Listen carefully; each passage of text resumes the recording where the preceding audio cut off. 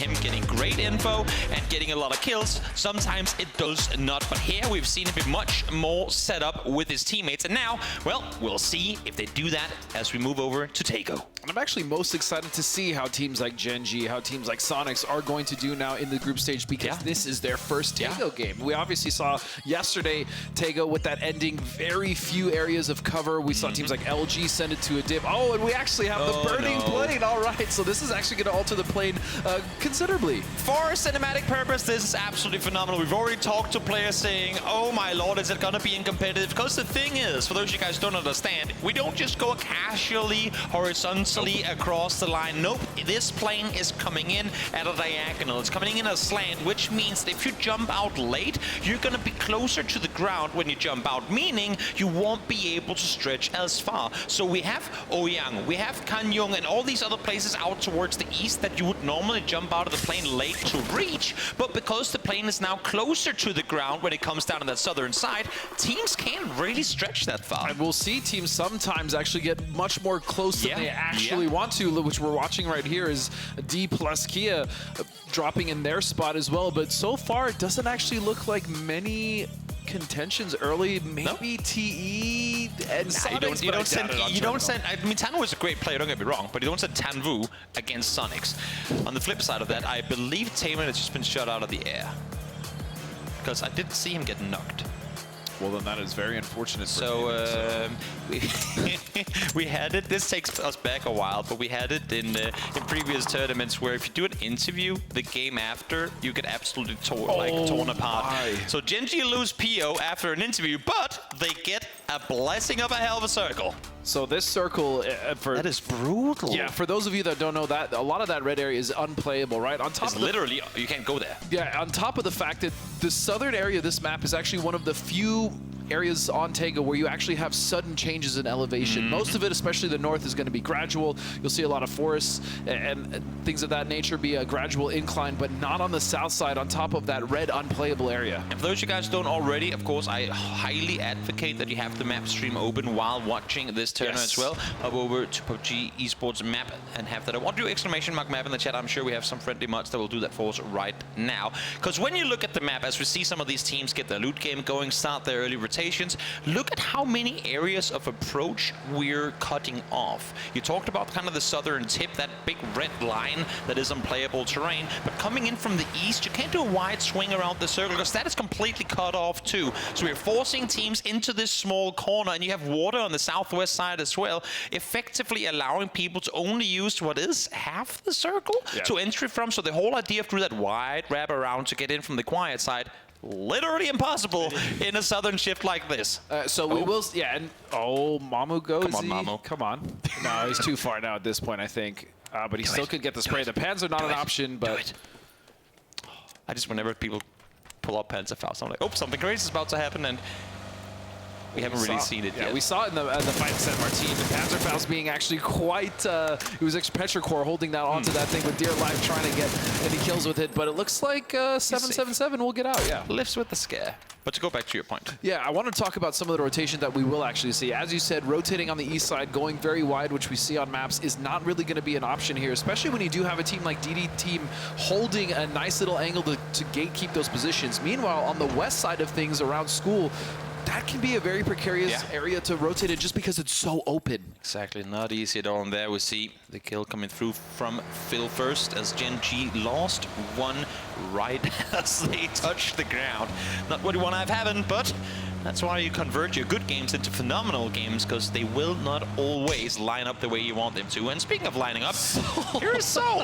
It was his birthday yesterday, and now, well, I guess a birthday gift was a flight with a glider, and here he is, scouting forward. And in all fairness, I don't mind this at all. I don't either. Have 3 players drive down below, especially in a circle like this that's hard to maneuver in, and they're so far north anyway. He flew across, you know what I think he did? He flew across the bridge to make sure no one was bridge camping. He came in, he swung south around Hart, flew in up on that northern side of Terminal to just check and make sure that no one was camping the bridge. if you're going to use a glider, that's why you do it. Yes, and you use it to scout, because as we know, or if you don't know, gliders are actually pretty much made out of paper mache. As we see that nice little Petrichor fans. Very nice. But yeah, it is very low on HP, and you can get shot out fairly easily depending on how low you go. But as you said, we've seen Sol actually stay up in the top, and he's using it to scout almost like a UAV. And at that distance, he should be fairly safe from any gunfire. So really interesting and very good use of the glider. Should be.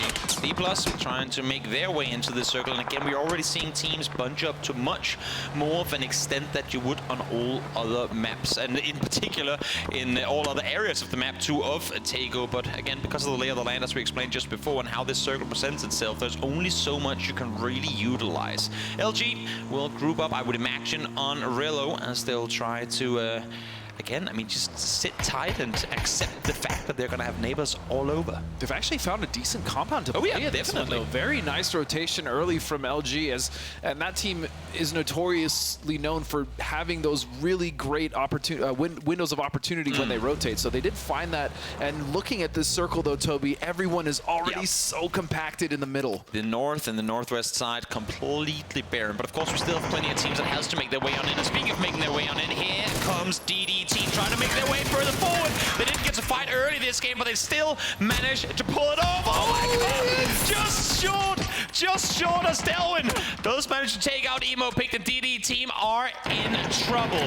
Now, they do get 777 down, so one casualty has come through, but plenty of knocked players on the side of DDT. That was a disgusting Panzer. It looked like it actually hit the back of the vehicle, but the AK spray was able to finish that off. It's just down to Mamu now in a second game in a row, where even though they started strong in the first, wiping Petrichor, they're now down to just one. It's again one of these things where, I mean, Mamu has lane experience, but the rest of the team doesn't, at least up to the same extent. Sure. So it's a team that in their region plays heavy edge. It's a team that lingers around for long, that tries to creep around. It's kind of similar to Gen G style. They'll keep bouncing around until they find a safe entry. Try and keep their players alive until late game, and kind of play it that way around.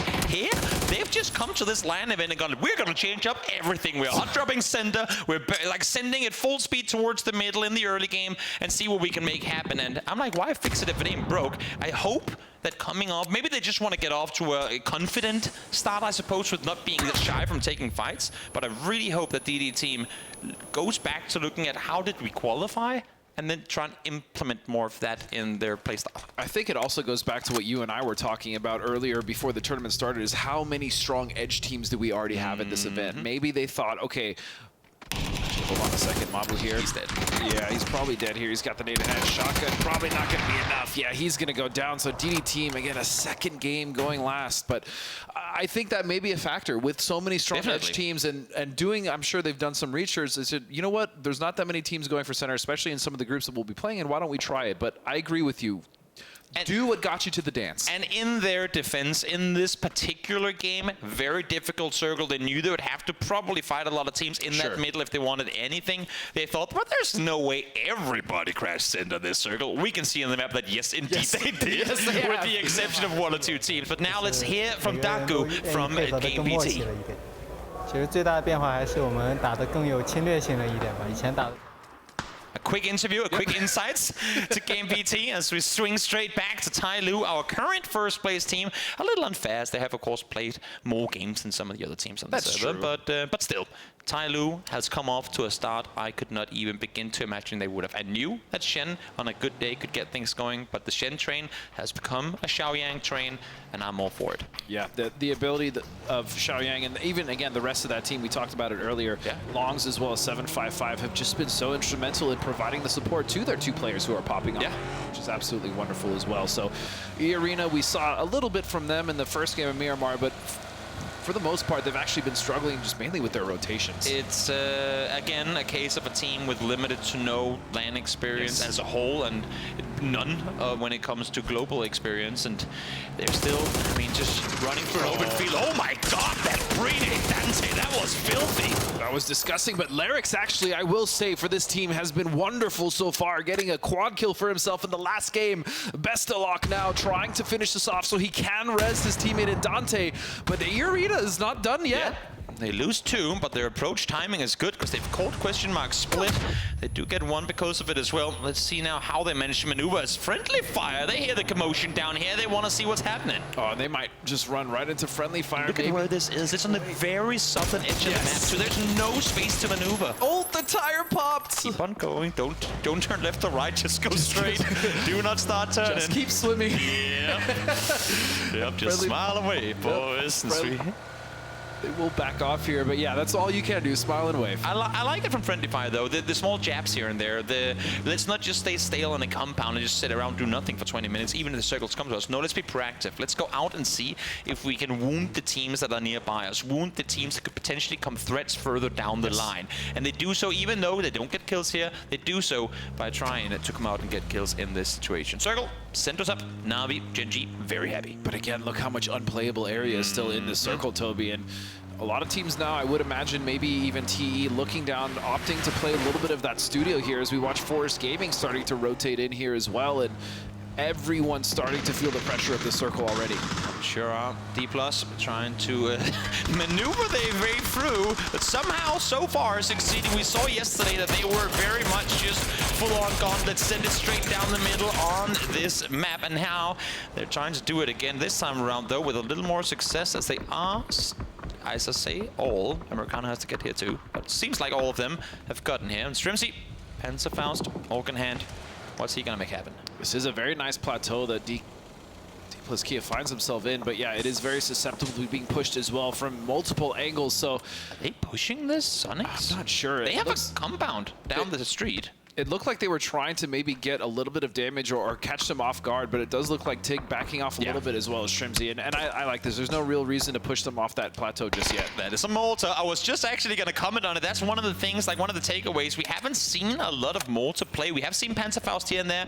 Mortars have been a few, but here comes the ruler out. He's lining it up. He's setting it up, and he's parked the car, so he's defending himself from behind. But there's always a risk involved when you start lobbing the mortar shells over the top. So Tig did tell me today, the other day at breakfast, he said, I will get mortar kills. I promise you. So he is actively looking for it. But yeah, he'll pack it up for now. But yes, look for Tig specifically. He wants to get some kills with that bad boy. And that's what I was going to say. We haven't seen a whole lot of use of it coming into the tournament. When it was announced that both mortars and Panzerfaust was going to be a thing, it seemed to me like as crazy as the Panzerfaust can be, everyone were really concerned about the mortars. Everyone was so worried, like, oh my god, everyone is going to be bringing rulers and sit there on screen doing the math of exactly the trajectories of these mortar shells. Maybe it's just because it's still early stages of the tournaments, but I don't recall having heard a single mortar hit the ground in this tournament I don't think so yet, but I do understand, after talking to some of the players as well, that the concern is if you are a team that is gifted, right, and you have the ability to use a mortar, it can be very devastating as it is set up. And yes, they have one more. Yeah. And a flare gun. And a flare gun. You know, they're playing normal mode here. They get everything. Just give them a PRDM while we're at it. You know what, just throw in a little airdrop on top of them, why not? A couple P90s, maybe an ARM in there, who knows? You never know what's going to come down that crate. We'll see what they're given. Also just coming out and claiming the stuff they're about to acquire. I mean, there's a lot of teams around Sonic still, so we'll see if either Dano or Gen.G Expendables or maybe Forest are going to try and get shots at him. The thing that I'm curious about is actually this next shift. This is if this does hard shift south. That's the thing. It can still include unplayables. That is going to make areas where Gen.G is Danawa specifically, even Day Trade, they're going to have some really rough rotations in as there's multiple teams in front of them. I can't even imagine. Like if this next circle center in 15 seconds swings with just a quarter of the circle in on the southern side, there's gonna be a bloodbath. We're gonna have like phase 6 space available because this peninsula goes so far north. Let's see where does this one take us? How brutal are you going to be to us, PUBG? It does go somewhat south. Wow. Oh my, Half the server is outside the circle. Petrichor, though, I will say, have a very strong position in this now.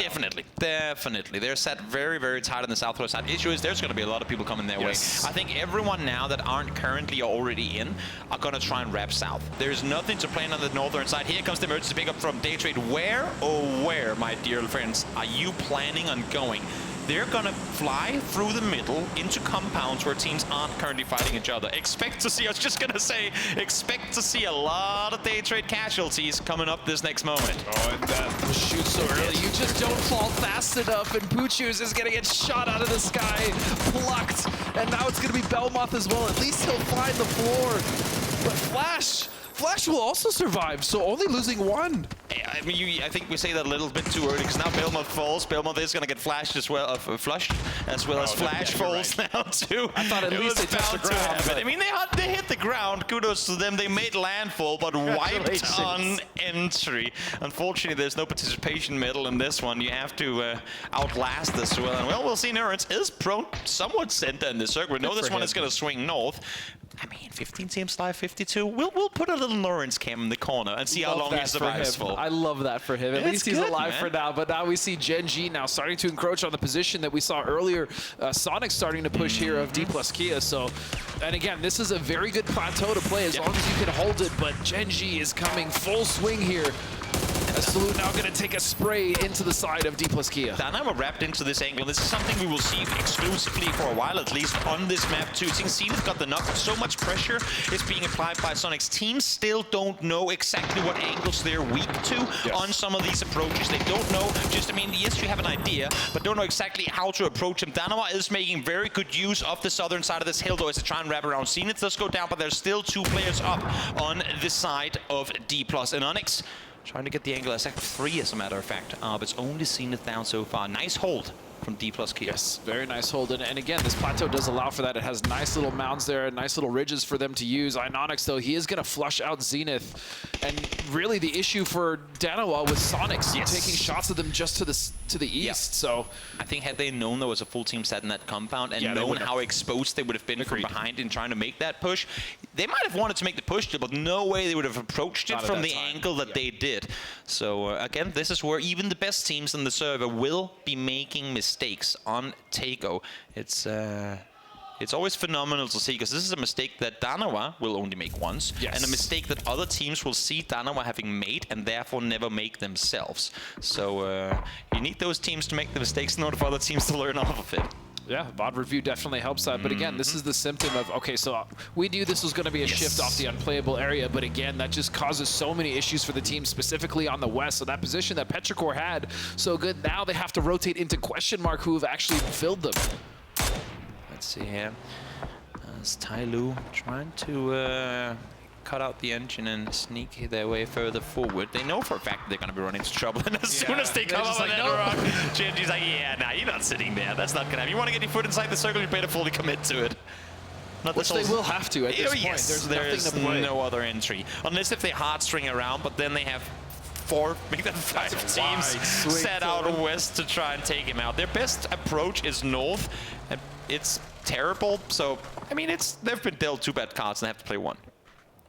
Yeah, if anything, they should at least try to crash and die as a team, as we now see them starting to send in. This is what we were talking about. The options were very limited. There's not even very good dips, as Zhao Yang is going to get plucked out of that vehicle. And shots coming through, they at least make it to this wall, but it's not good. Melzo, the trade, all of a sudden, Toby. 1 knock comes in that might just be the door opening and allowing for them to push further forward. Longs and Jin trying to run forward as well, but they're exposed to so many angles, and there is the solo. Claim some points, try and convert something off of what is a salvage game here. Day Trade already have a 0-point game off of the hot drop situation in San Martin earlier. They don't want to go out without anything in this one either, so at least Norrens has found 1. We'll see if he can get more. The problem is Na'Vi will recover that knock onto Mel, and Uba now with the angle onto 755 just at least gets the kill. He gets the 1 point for now, but he's in a very rough position as we now see LG starting to make their approach onto Forest. Yep, the edges have started burning. Petrichor, friendly fire on one side as we hop over to the fight here. We saw them try and wrap down behind Petrichor earlier, but as we said, Petrichor in prime position. All they have to do is sit here and wait it out. Chewy is going to fall to the native Pixel, and, well, with phase 4 coming through, there's nothing they can do to rest him. And on the other side, it's Forest against Luminosity. Master, single player left alive, but don't count him out. We saw what he did in the previous one. Yeah, Master, an absolute clutch player here for Forest. As, again, as you said, the last one alive, Munto, potentially resable. See Expendable starting to flex in this direction now as well. Was that a face over the top of his head? I'm sure didn't even flinch. if there's a viewer sat out there with a big TV, he just duck. I mean, that is one of those where he just full-on duck. That was a full-on Panzerfaust into the head, but not a whole lot comes off of it, luckily.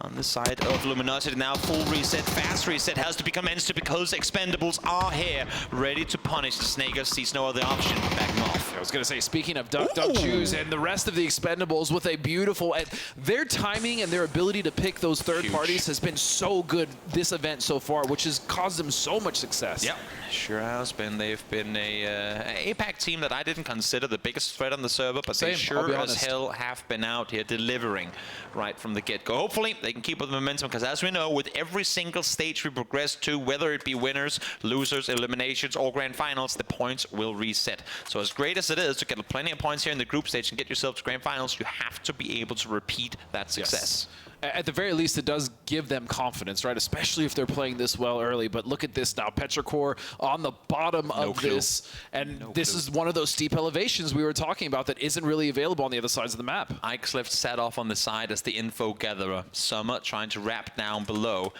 They have absolutely no idea what's about to hit them.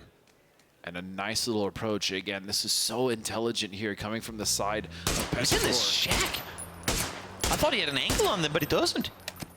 He did spot them out, though, which is why their approach is so careful. And now here comes Summer, excuse me, he's going to find it. That's the first knock, and they have struck. TE is going to back up. It's a 5-second bait. That's all Ixleft needed to be. Park a bike outside a shack, go, okay, we'll shoot at it for a while. Force him to stand still and shoot for a second. Summer is going to take full advantage of that opportunity. One down, Expendables forced to move. That was a beautiful trap, as you said, laid by Petrichor. Now the Expendables down to just 2, but if it's any 2, it's going to be Tanvu and Duck Juice. They have put in absolute work as he finds Loki in distance. What?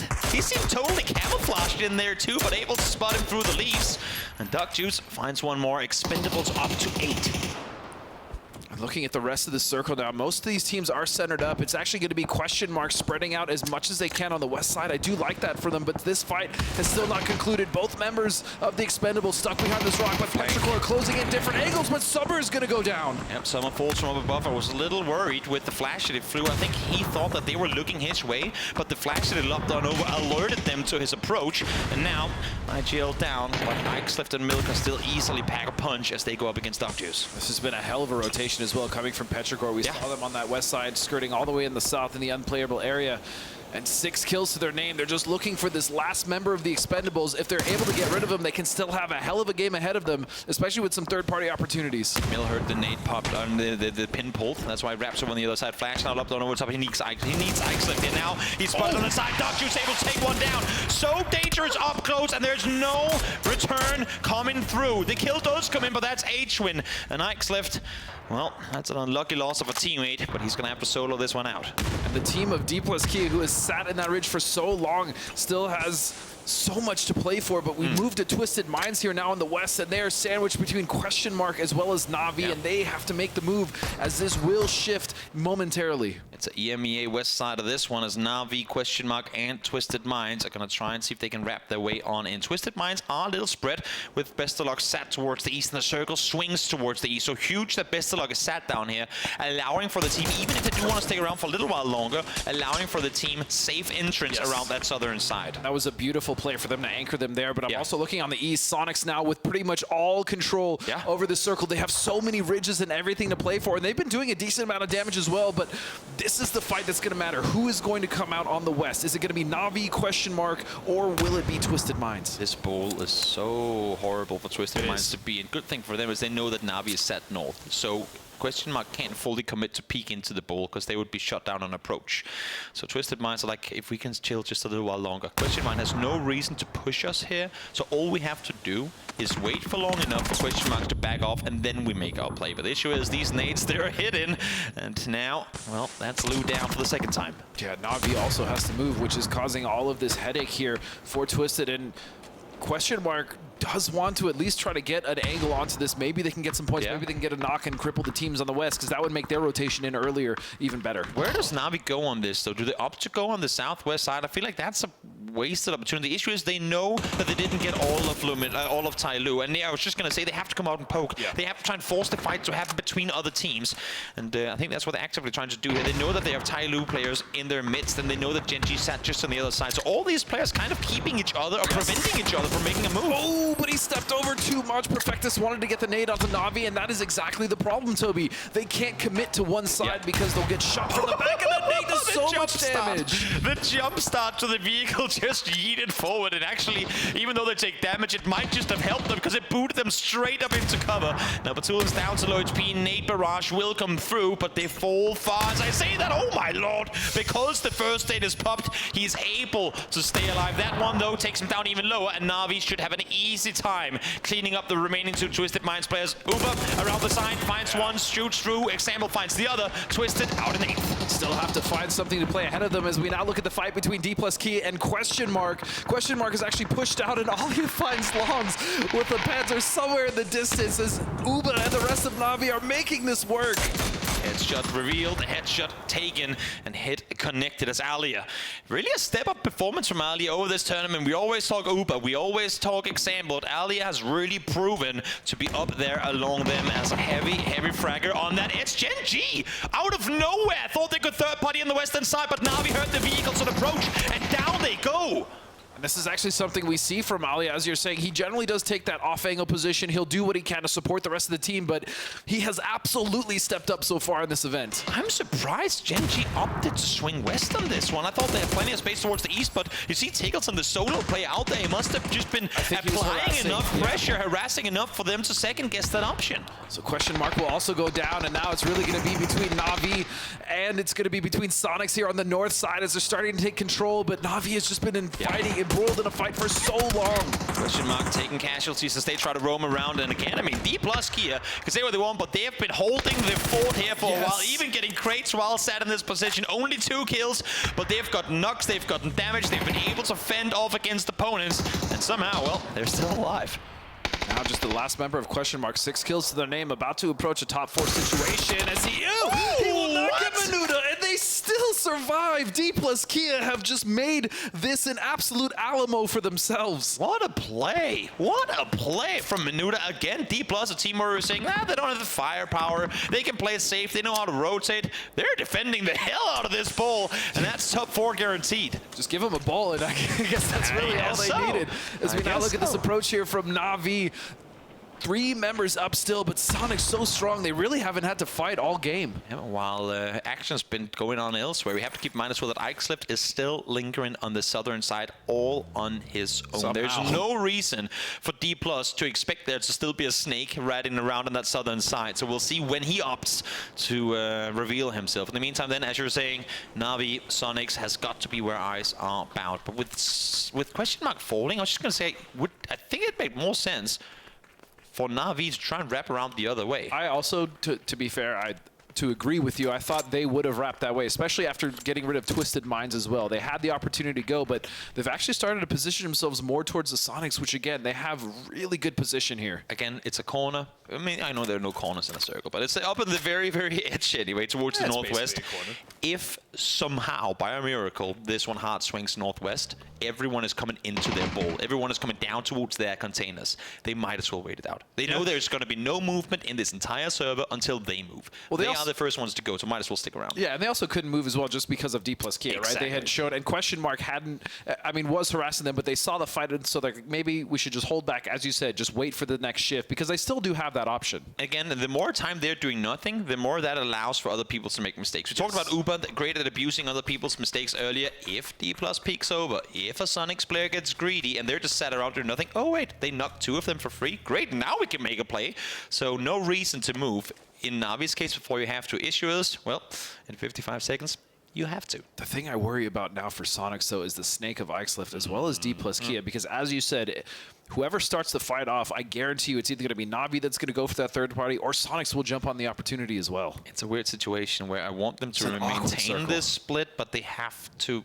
I also really want to see them just swing. The thing is, and this goes to both Na'Vi and Sonics, they both know if we group up and push one direction and kills start coming in the feed, we're going to get insta backstab. Like if you're Na'Vi, you see Sonics right behind you. If you're Sonics, you see Na'Vi right behind you. And they don't dare do that. So they're trying to play contain, they're trying to play control. And for Sonics right now, they know, great, it's on Na'Vi to make a play. And if they can force them, if they can force Na'Vi to make a Western swing, that's just Sonics taking every single foot of space off of Na'Vi's push the other direction. That being said, though, Na'Vi has just looked so unstoppable at this point. 10 kills their way, still 3 members up, especially with how many teams were crashing them in the center, because they had been center, but they weren't just sitting there resting on their laurels. They were fighting tooth and nail between Twisted Minds, between the day trade emergency pickup, so they have just been constantly dealing with it. But look, Atron is ready. This weapon, again, the MG3 is so devastating. The variable fire rate, especially up close, it will melt players. Na'Vi, peek over that bridge. I dare you. Peek over that bridge line. Well, there it goes. Ike's left a threat removed for D+, and for Sonics as well, to be honest. We know how dangerous he is. But once again, Menuda able to stand strong in the ball. As we saw him swing around and start trying to clear out the land. I mean, that's also smart use of time for them to not just prone down, but go, they're not doing anything. Agreed. Let's just triple check that there's no one behind us. And good thing for them, they cleared out a very big threat in the late game. Well, again, we wanted them to be more proactive, and we're actually seeing that from them now. So this is wonderful stuff. But Na'Vi now starting to make their approach a little bit. Now they are in circle, and they're very aware of where Sonics must be. How does D+ get impact in this fight? You'd have to imagine. I think they wait. Yes, but how? Like they have to step at some point. They have to peek out at some point. They have to show presence. They have to try and force Na'Vi to go the other way. If they can do just enough damage to then back off and kind of bait Sonics to make the third party play early, that's all they have to do. Americano shoots on over. I mean, H-Win and Shrimsy peeks forward. They don't need to do much. If they just sit back and wait, it might just be them without a chance to aggress. But here they come, swinging around the western side. This is huge. This is such... Oh, they see them to do. This is so smart. Oh, but the nade from Alia, but still the damage has been done. It's just on Americano, and you know the Sonics have seen this in the kill feed. Na'Vi had 3 second places yesterday, but they were all taken away by the Snakes on approach. And now, what was a 3v4, not in Na'Vi's favor, but definitely doable, is Alia all alone, trying to take down the entirety of Sonics, and it just ain't gonna happen. He finds one, but H-Win with the MG3 is there immediately after. Welcome back, Sonics, on the server. Here we are with a great take-o win for the boys. And they got into such a good position early, and they harassed teams moving up to the hill to try to take out D+ Kia and Genji as well as others. And that being said, I still have to very much say the play coming out from Na'Vi was disgusting. The amount of fights they got and they were able to win. But also, D+ Kia, man, they were in that for so long. We want to see them aggress. Well, sometimes they don't have to because teams will come to them. And when they did, they were there defending that spot as best as they could. But in the end, Sonic, smart play. They tried to breach out of the compound early on, set up mortars as well. Didn't work for them. They backed off. They disengaged. It worked out for them in the end. They got themselves the win. Now let's head over to highlights and then over to the desk.